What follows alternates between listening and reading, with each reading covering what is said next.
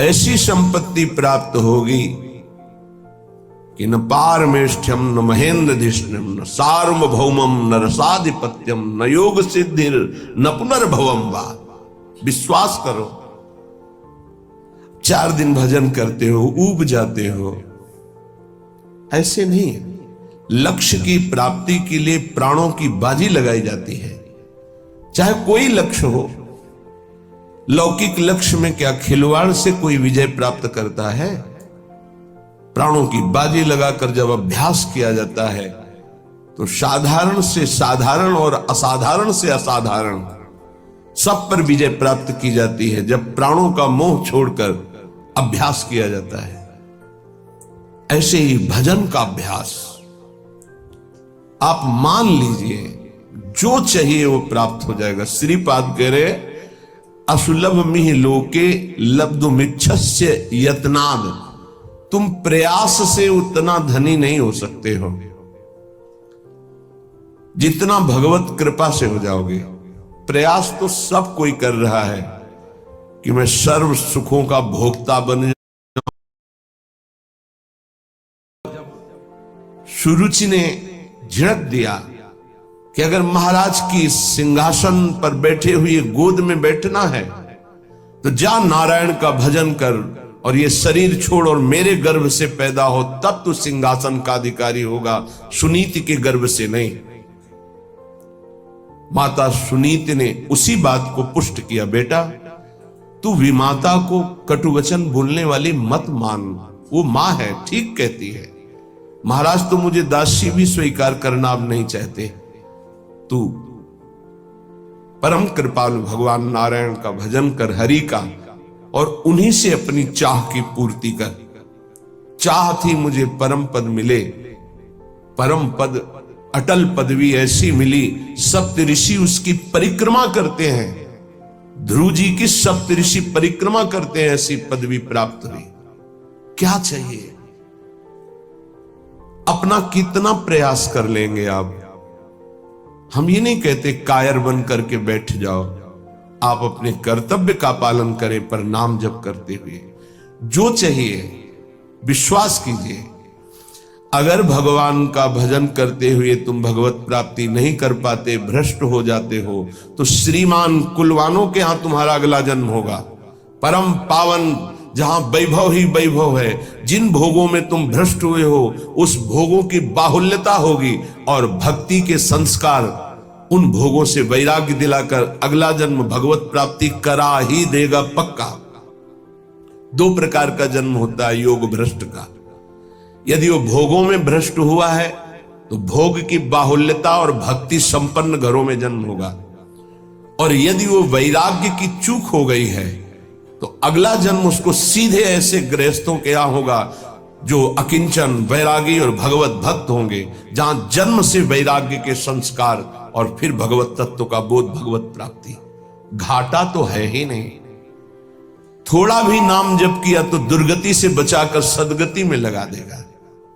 जो चाहिए वो प्राप्त, विश्वास कीजिए। पर किसान भी खेती बोता है तो इंतजार करता है, सुरक्षा करता है, सींचता है, निकाता है, तब वो जाकर के कहीं फसल प्राप्त करता है।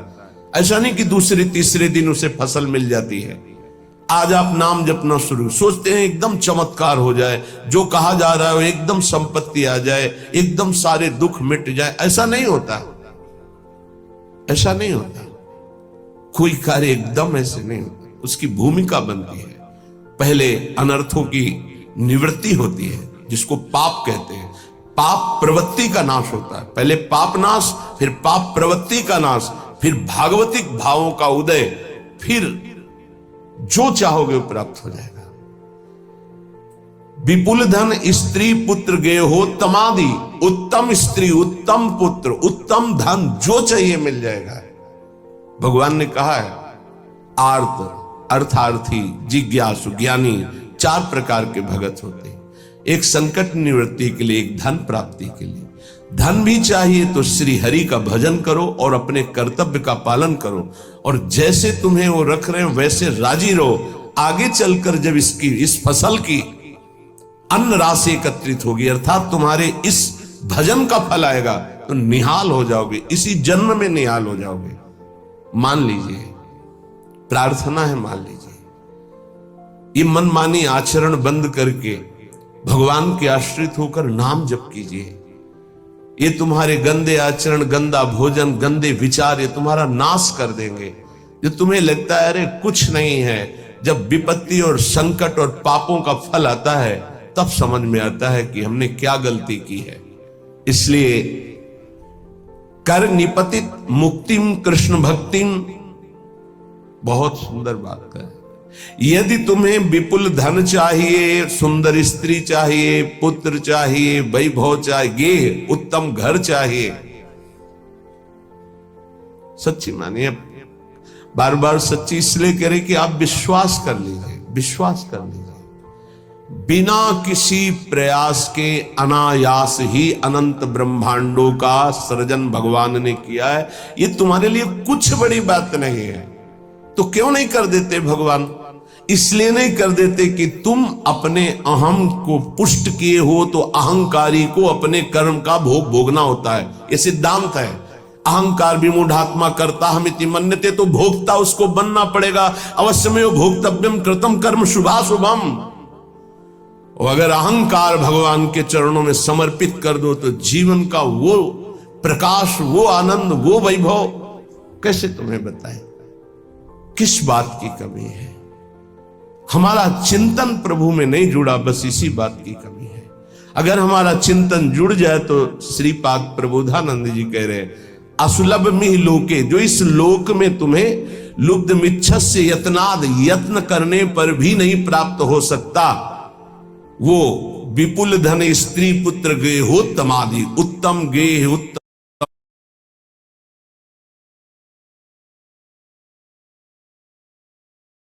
कर्म थे, वृंदावन सब भस्म कर देता है। तस्येश्वरा सकल कर्म मृषा रहा, सकल कर्म मृषा करोति, ब्रह्मादयस्तमति भक्ति युतास्तुवंती। जो वृंदावन आया, सत्संग सुना और जीवन का निश्चय बदल दिया। अब मेरे जीवन का निश्चय है मैं नाम जप नहीं छोड़ूंगा। तो बोले पूर्व संचित जितने कर्म थे वृंदावन सब भस्म कर देता है। तस्येश्वरा सकल कर्म मृषा करोति। क्यों? वृंदावन के ईश्वर बड़े दयालु हैं। वृंदावनाधीश्वरी और वृंदावनाधीश्वर श्री